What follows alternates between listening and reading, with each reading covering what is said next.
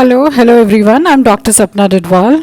I'm working as a professor in the Department of Management at St. Andrews Institute of Technology and Management. This is lecture number 12 of Unit 4 of Organizational Behavior. This subject is taught in semester 4 of CSE, ETC and Civil Engineering. The topics I'm going to cover in this lecture are meaning of organizational structures and types of organizational structure. I'm going to cover these topics in this lecture number 12. First, I'm starting with the definition of organizational structure. An organization is a social unit of individuals that is designed and managed to achieve collective goals.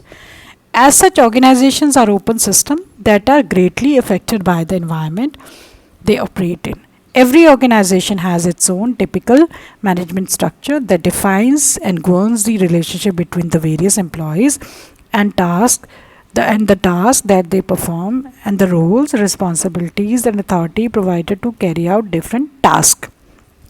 So an organization that is well structured achieves effective coordination as the structure delineates formal communication channels and describes how separate actions of individuals are linked together. An organizational structure is a system that outlines how certain activities are directed in order to achieve the goals of the organization. These activities can include roles and responsibilities, rules and procedures of the organization. The organizational structure also determines how information flows between levels within the organization. Now, the next topic is types of organizational structure. I'm starting with the first type of organizational structure, that is called as line organization.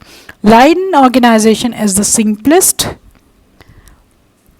and the oldest form of organization structure. It is called as military or departmental or scalar type of organization structure. Under this system, authority flows directly and vertically from top of the managerial hierarchy down to different level of managers and subordinates and down to the operative level of workers. Line organization clearly identifies authority, responsibility and accountability at each level.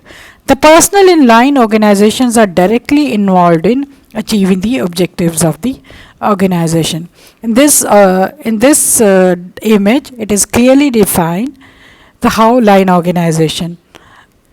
This is the structure of line organization. It is very clear how it is going to work. President to vice president, then vice president to plant manager, then foremen are there, then workers are there.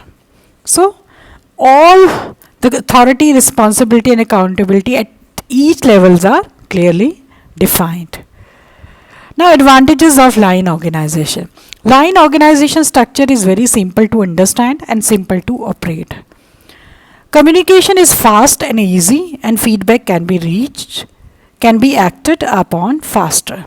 Responsibility is fixed and unified at each level and authority and accountability are clear cut. Hence, each individual knows to whom he is responsible and who is or in truth responsible to him.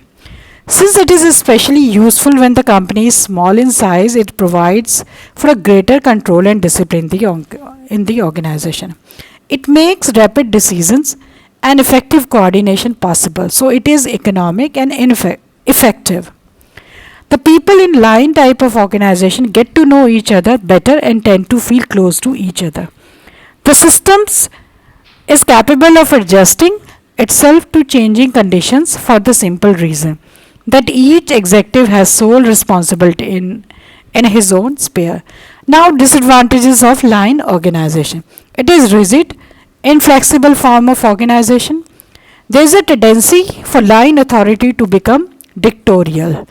It overlooks executive with pressing activities so that long-range planning and policy formulation are often neglected. There is no provision for specialist and specialization, which is essential for growth and optimization of the organization. Different departments may be much interested in their self-interest rather than overall organizational interest and welfare. Now the second type of organizational structure is line and staff organizational structure. This type of organizational structure is in large enterprises, the functional specialists are added to the line and mere staff is basically advisory in nature, usually does not possess any command or authority over line managers. Allen has defined line and staff organization as follows. In the words of Allen, line functions are those which have direct responsibility for accomplishing the objective of enterprise, and staff refers to those elements of the organization that help the line to work most effectively in accomplishing the primary objective of enterprise. It is very clear from this what line and staff organization is structure. So this is the image of line and staff organizational structure. Now, advantages of line and staff organization. Line officers can concentrate mainly on doing functions as a work of planning and investigation, whereas work of planning and investigation is performed by staff. Specialization provides for expert advice and efficiency in management. Since the organization comprises line and staff functions, decision can be taken easily. The staff officers supply complete factual data to line officers covering activity within and without their own unit. This will help to greater coordination. It provides an adequate opportunity for advancement of worker. The staff services provide a training ground for the different positions. Adequate organization balance among the various activities can be attained easily. This system is flexible for new activities, and the new activities can be undertaken by the staff without forcing early adjustment of line arrangement. Disadvantages is confusion and conflict may arise between line and staff. Staff generally advise to the line, but line decides and act on their own. So thus the staff often feel powerless. Too much reliance on the staff officers may not be beneficial to the business because line official may lose much of their judgment and imitative. Then staff officers are much educated, so their ideas may be more theoretical and academic rather than practical. Now, next type of organizational structure is functional organization. The functional organization was evolved by F.W. Taylor while he was working as a foreman. He suggested 8 foremen, 4 in factory and 4 in planning division as under. He has explained 4 division, factory division and planning division. It is very clear from here. According to Terry, functional organization refers to the organization which is divided into a number of functions such as finance, production, sales, personnel, office and research and development, and each of the functions are performed by an expert. Line authority, staff authority and functional authority as a third type of authority or in this type of organization. Features of functional organization are each worker receives instruction not only from one superior but also from group of specialists. 3 types of authority relationship are in functional organizations such as line, staff and functional. Staff specialists are given in the authority to decide and to do things in a limited way.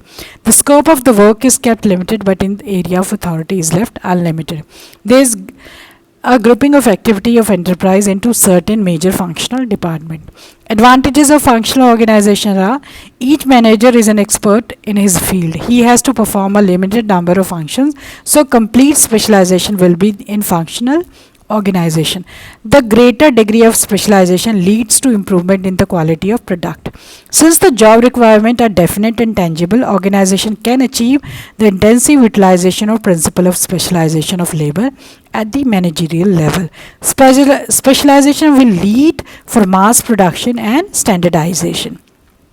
Since experts get sufficient time for creative thinking, planning and supervision are made efficient, it increases the work satisfaction per specialist who presumably do what they like to do. There are some disadvantages of functional organizational structure too. Since there is no direct boss or controller of the workers, coordination is hard to achieve. Since workers are under different bosses, discipline is hard to achieve. As a result, there will be low morale on the part of the workers. The non-supervisory employees are uncertain, so as to whom they should turn for advice and aid when problem calls for analysis. Due to the control is divided, action cannot be taken immediately. Now, the next type of organizational structure is project organizational structure. This organizational structure are temporarily formed for specific projects for a specific period of time for the project of achieving the goals of developing new product. The specialists form different functional departments such as production, engineering, quality control, marketing, research, etc. will be drawn to work together. These specialists go back to their respective duty as soon as the project is completed. Advantages of the project organization is it is remarkable illustration of relationship between environment, strategy and structure. The grouping of activities on the basis of each project result in introduction of new authority patterns. Since the specialist from different department is drawn to work together under the project organization, it helps in coordination. It makes for meaningful control and fixation of individual responsibility. It has some disadvantages too. The uncertainty may be attributed to the diverse background of the professional who are deputed to the project. The project manager find it difficult to motivate and control the staff in a traditional way in the absence of well-defined areas of responsibility and lines of communication and criteria to judge performance. Delay in completion of the project may occur. Effective project management may also be hindered by the top management who may not be wholly or of the problem at the project center. The next type of organizational structure is matrix organization. A matrix organization, also referred to as multiple command system, has two chains of command. One chain of command is functional, in which the flow of authority is vertical.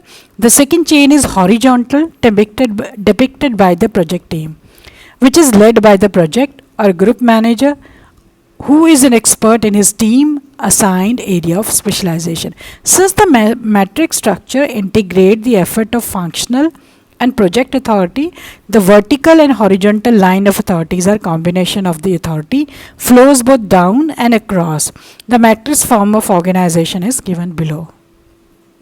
Where is that? Sorry, image is not here. Now, advantages of matrix organization. Since there is both vertical and horizontal communication, it increases the coordination, and this coordination leads to greater and more effective control over operation. Since the matrix organization is handling number of projects, available resources will be used fully. It focuses the organizational resources on the specified project, thus enabling better planning and control. It is highly flexible as regard to adherence to rules, procedure, etc. Here, experience is the best guide to establishing rules and procedures. So this is the image of the matrix type of organizational culture. It is given here: general manager, then manager engineering, manager production, manager quality. Then project A manager, engineer A, production specialist A, quality control specialist A, horizontal new project authority. It is like a matrix. Vertical flow of functional authorities here. Now, disadvantage of matrix organization. Since there is more than one supervisor for each worker, it causes confusion and conflict to reduce effective control. There is a continuous communication both vertically as well as horizontally, which increases paperwork and cost. It is difficult to achieve a balance below on the project, technical and administrative aspect. So these are the questions which are related to the above topic. Any query is there? Any confusion is there about different organizational structures? Then you can always contact me. Thank you. Thank you so much.